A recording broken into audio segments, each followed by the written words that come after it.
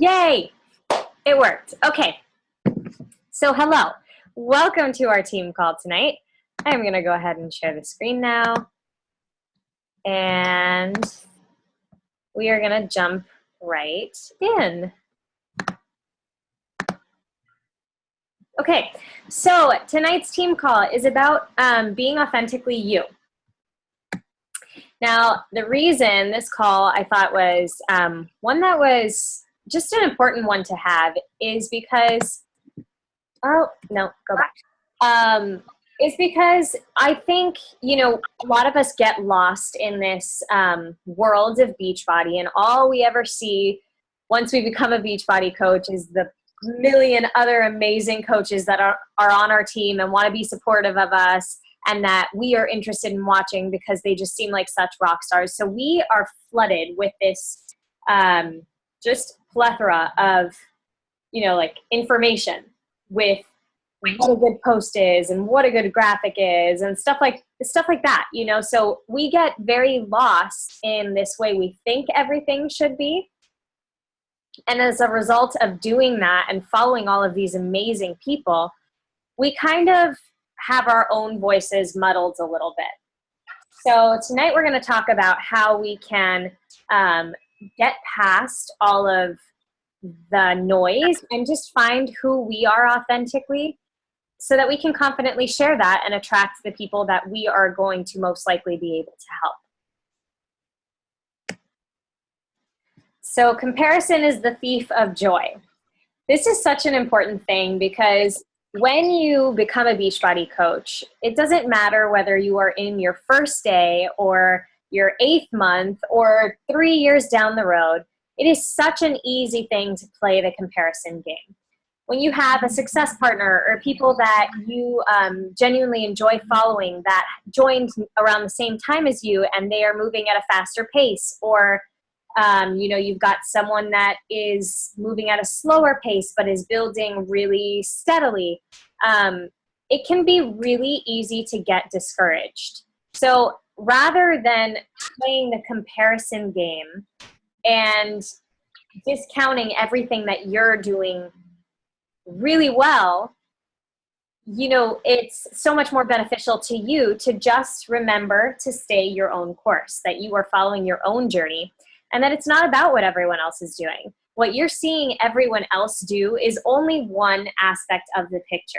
You're not seeing all the behind the scenes stuff. You're not seeing the work that they're putting in. You're not seeing where they're gathering that inspiration and information from. So it can be frustrating because you know all the struggles you're going through on your end because you're living them day by day, but you're only seeing one view of their story. So rather than comparing yourself all the time, just take a breath and remember, you know what? I am on my own journey. I am doing just fine where I am, and I'm going to continue to learn. We are all works in progress. All right. So what happens when we join as a Beachbody coach? And even now, you'll go through these highs and lows of being super inspired, and then all of a sudden you're lacking in your PD and you've got nothing to post about, and we're just all like struggling. So, it's great to do those things, to follow other people that do inspire you, the Lindsay Matways and Brigitte Linford and Scotty Hobbs and Melanie Mitro, Amy Silverman, all these people who just have such a great, knowledge and story that they have laid out for us. And it's natural for us to be like, you know what they're doing is working, and I'm going to do the same exact thing. When you first join, that is especially useful to you. Imitating what you are seeing that is successful is an awesome way to start learning and to start building your confidence and growing. But we do run into this problem of continuing to do that. And when you get to the point of doing that for too long, you can really run into some issues. So here are some of the consequences of copying. I'm going to lower this a little bit. So you can have low confidence. And where does that low confidence come from? The low confidence comes from you being inauthentic. You are taking what other people are using and what's working well for other people, and you're just kind of slapping your own picture on that and then pressing go. And the second you do, it's like, yuck, like that didn't really feel right to me because that's not my story. Those are not really my words. And yes, you know, you may adjust a few things here and there, but it's still not going to resonate fully with you because that wasn't your exact experience. So you're going to feel less confidence there because it just didn't feel authentic to who you are. Another consequence is that there's a lack of connection.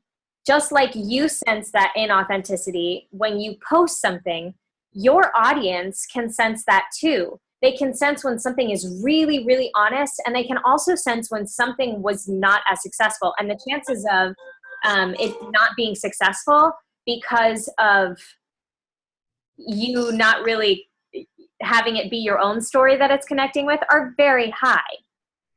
Another thing that can happen is that you blend in. You've got all of this noise around you, all of these things that you're constantly seeing, and so you start doing the same thing.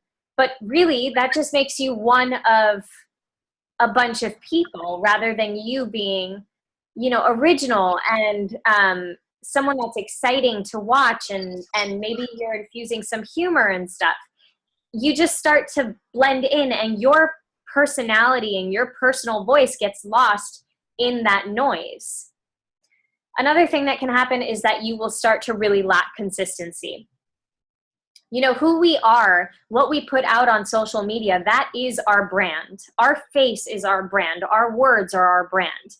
And we start to lack consistency when we're copying other people because we're copying a Melanie Mitro post, who is not me, an Amy Silverman post, who is not me.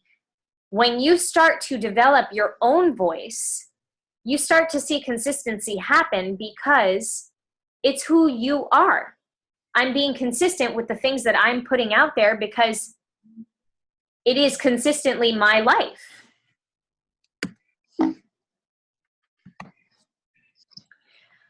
All right, so the benefits of what can happen when you are authentically you.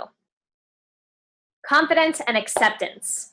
So this is huge. You start to gain confidence because you're putting your story out there, no matter how scary it is, no matter how nonchalant it may seem. You are starting to really be honest with your audience about what it is that you do and your journey and the steps you've taken along the way. And when you realize that your audience is celebrating you for doing those things, you start to experience a lot more self-love and self-acceptance. You start to find strength in what it is that you were so afraid of putting out there before. You really do start connecting, and you begin to discover who that niche market is for you because you are putting your personal journey out there. You are starting to attract the people that really are resonating with what it is that you know, that you're putting out there. We're not perfect. We go through ups and downs, and guess what? So does everyone else in the world. You are not standing alone. And the more you put those, you know, weaknesses and just faults that everyone has out there that you might be experiencing at a specific time, someone else is going to find strength and power in that, and they're going to be connecting to you and your words because they read that post. You get creative freedom. This is a big one. We are so lucky that we don't have this exact formula that corporate provides to us. We don't have specific banners that we have to put across our Facebook page. Not every Beachbody coach you will look at, and you know, if they're being a successful coach, you're not going to look at their page and say, oh, they're selling something. You're going to be interested in who they are and their story, and you're going to be interested into the way they portray themselves. And the beauty of being you is that you have creative freedom over everything that you put out there. You get to be authentic to who you are. You get to show your humor. You get to show your serious side. You have the ability to show every aspect of your life, the exciting and the not so exciting, and just really starting to identify those pieces of yourself that other people can really benefit from seeing as well. And the last one is you stand out. You're no longer that echo in a bunch of voices. You are now someone that is paving the way in your own right, finding confidence in sharing who you are, and in the process of doing that, you are propelling yourself forward and upward because you are, seeing this area of your life and this road that you are starting to pave. You start to see more clearly that it doesn't just have to be this tiny road. It can actually be this huge thing. You can be, when you're looking at it in the more grand scheme, you can be up there in the top 10 coaches. You can be an elite coach. Whatever it is that your goal is, diamond, 5-star diamond, those things all become possible when you just start to trust that who you are is enough, and you start to work toward uncovering that all the time, uncovering who it is that you are and standing out as a result. So how do we find our authenticity? All right, so the first thing we do in order to find our authenticity is figure out who exactly we are. Now, what I like to do, and what I'm going to encourage all of you to do when you get off of this call, is to just go stream of consciousness. Get a sheet of paper and just write down characteristics of who you are. So some of what I wrote down: I'm a performer. I'm passionate about singing, dancing, and acting. I'm a college graduate. I'm a big dreamer, and I've been pursuing my dream of being on Broadway since I was 7. I have a super supportive family. Family is huge to me. I love kids. I'm in love with my high school sweetheart. I'm in a long distance relationship. I'm looking for stability so that I can pursue my passions. I love food. I teach fitness. So those are just all characteristics of who I am. And rather than being generic and general, you want to dive a little bit deeper so that you can figure out what aspect of who you are makes you unique. And then the second part of this is, going along with that, knowing who you are, and the more you identify that for yourself, you are able to figure out who exactly your brand is, what your brand is. You are going to be able to more confidently put yourself out there when you are able to solidify and I really identify those characteristics that have shaped you. And then the second part of this, in order to find your authenticity, is to know who your market is. So your market is going to be people that are either already like you or people that want to be like you. Your market most likely is going to have a lot of things in common with you in terms of characteristics. So for me, what I've figured out is that a lot of my market, they are performers. They're people who need that sense of community. They're people who treat their friends like their family. They're actors who want the freedom to audition, girls who are engaged and really focused on their future, the bigger goals that they have in their life. They are natural born leaders. They're people who invest in things, but when they invest, they dive all in. They're not people who teeter. They're either in or they're out. So these are characteristics and qualities of the people I have been able to identify are in my market. And I want to be clear with you guys that your market isn't necessarily just one thing. I have had mothers and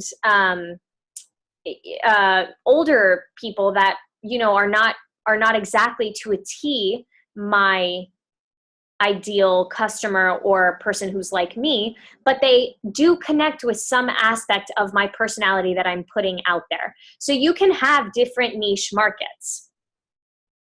So this little purple area, that's what you're posting on social media. What goes on social media is a mixture of who you are and who your market is. And when we're finding our authentic voice and we are deciding what we're posting on social media, we're taking both of these things into consideration. So you want to present to your market those things that you have not only identified that are going to be characteristic of your ideal customer, but those qualities in yourself that are really going to connect to that ideal customer. And that's what you want to be putting out there.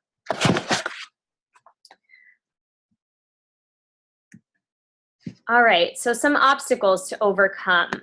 Let me see if I can move this. I can't. Some obstacles to overcome. All right, so one huge obstacle, fear of vulnerability. That's a really hard one, especially when you're new. You know, it can be really uncomfortable to share those more, you know, parts of yourself that you want to cover. It can be scary to put the truth out there. It can be scary to go outside of your comfort zone and to show people that maybe you're not living a perfect life. Because that's what that's the noise you see on social media, that everyone is perfect, because everyone's just putting their best parts of their day generally on social media. So it can be scary to put yourself out there. But when you are vulnerable, that is what people really connect to. That is when you really start to get people who want to make a change and that are trusting you and, you know, starting to view you as a leader and someone that can maybe pave the way for them to succeed. And one way I really start to overcome my issues with vulnerability is just by thinking about what the end product can be. So thinking about what my vulnerability can produce, I know, because I've experienced it at this point, that when I am vulnerable, people are much more willing to trust me. They have a sense of being that I'm being real with them, that I'm not trying to cheat anyone out of anything. They now see me as someone who is a real person, who has real struggles, and that is willing to be open about those things. And because I have built that trust with them now, they are comfortable coming to me and saying, you know what, these are my issues. This is what I struggle with. And when you have that, guys, that is when you really have an opportunity to change someone's life, because you can provide them a solution. But it's not, though, that is not even a possibility if we don't let them know, hey, where you are is exactly where I was. I have been there. I totally understand what you're feeling because I've done it. They need to know that we are human just like them. If we are always putting out our strengths and the best sides of who we are, they're far less willing to join us because they think we have already far surpassed the place that they are in their life right now. They think that that lifeline no longer applies to them because they're not standing in our shoes.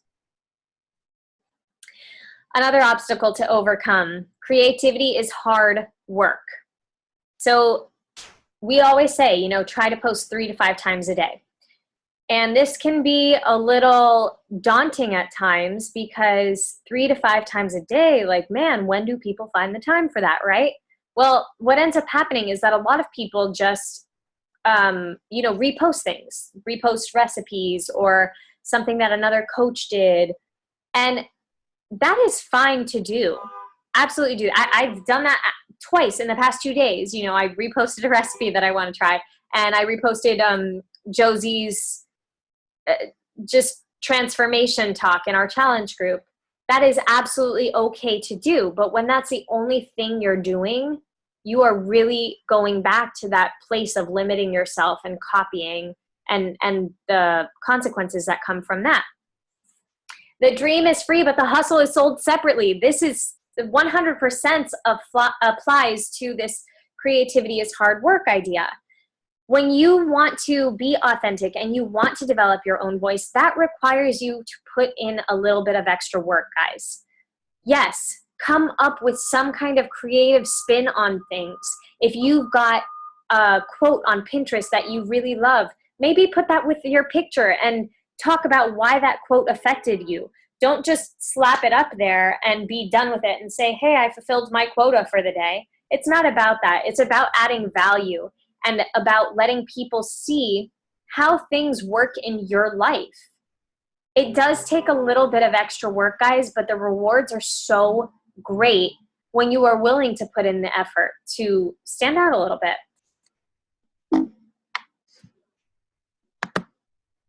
All right, so give me 1 second. So I didn't put this up here so that you guys all copy me. That's not the point of this.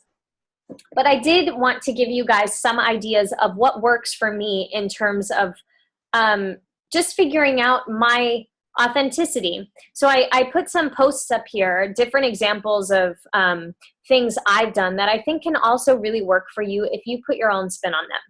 So one thing I really like to do, and I probably should do more of, is to make videos, and you can see that down in the bottom left corner.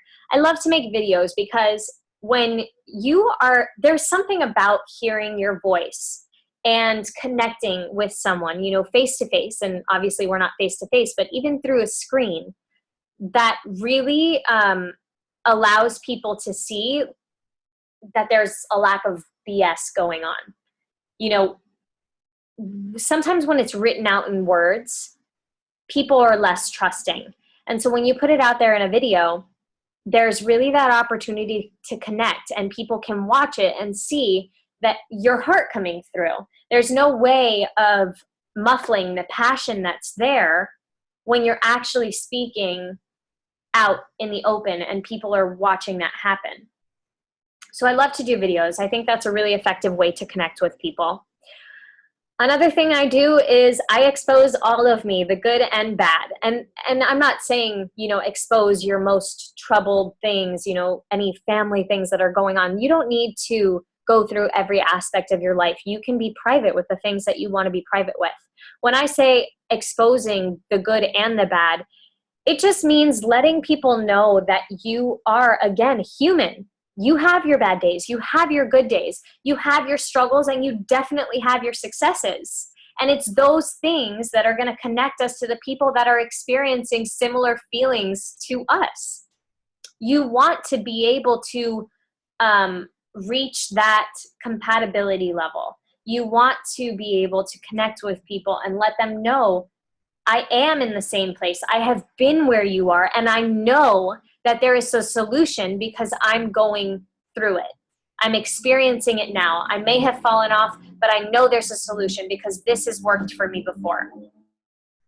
Share from the heart. Guys, I cannot stress this enough. We are connected to some unbelievable products. But if you don't talk about how they are working in your life and how things for you are being changed and affected, then no one cares. The products don't sell themselves. It's the stories that sell the products. Another thing I do is I share and proclaim my goals.